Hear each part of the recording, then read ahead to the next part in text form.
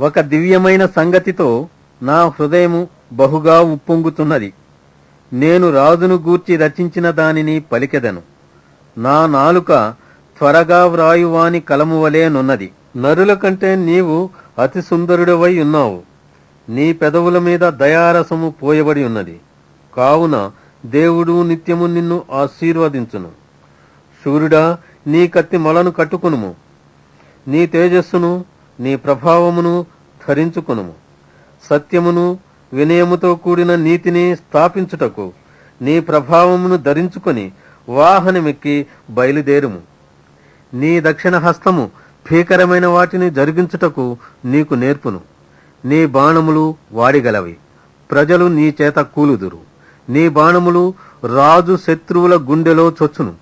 దేవా, నీ సింహాసనము నిరంతరము నిలుచును. నీ రాజదండము న్యాయార్థమైన దండము. నీవు నీతిని ప్రేమించి భక్తిహీనతను ద్వేషించుతున్నావు. కావున దేవుడు నీ దేవుడే చెలికాండ్ర కంటే హెచ్చగునట్లుగా నిన్ను ఆనంద తైలముతో అభిషేకించియున్నాడు. నీ వస్త్రములెల్లా గోపరస వాసనే, అగరు వాసనే, లవంగి పట్ట వాసనే. దంతముతో కట్టిన నగరులలో తంతి వాద్యములు నిన్ను సంతోషపెట్టుతున్నవి. నీ దయనొందిన స్త్రీలలో రాజుల కుమార్తెలున్నారు. రాణి ఒఫీరు అపరంజితో అలంకరించుకొని నీ కుడిపార్శ్వమును నిలుచుతున్నది. కుమారి, ఆలకించుము, ఆలోచించి చెవియొగ్గుము. నీ స్వజనమును నీ తండ్రి ఇంటిని మరువుము.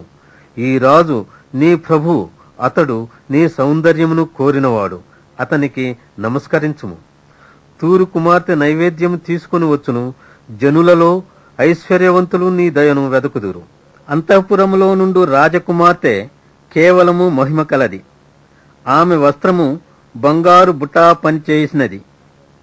విచిత్రమైన పనిగల వస్త్రములను ధరించుకొని రాజునొద్దకు ఆమె తీసుకుని రాబడుతున్నది. ఆమెను వెంబడించు ఆమె చెలికత్తెలైన కన్యకలు నీ యొద్దకు తీసుకుని రాబడుతున్నారు. ఉత్సాహ సంతోషములతో వారు వచ్చుతున్నారు. రాజనగరులో ప్రవేశించుతున్నారు. నీ పితరులకు ప్రతిగా నీకు కుమారులుందురు. భూమి ఎందంతటా నీవు వారిని అధికారులనుగా నియమించెదవు. తరములన్నిటను నీ నామము జ్ఞాపకముండునట్లు నేను చేయుదును. కావున జనములు సర్వకాలము నీకు కృతజ్ఞతాస్తుతులు చెల్లించుదురు.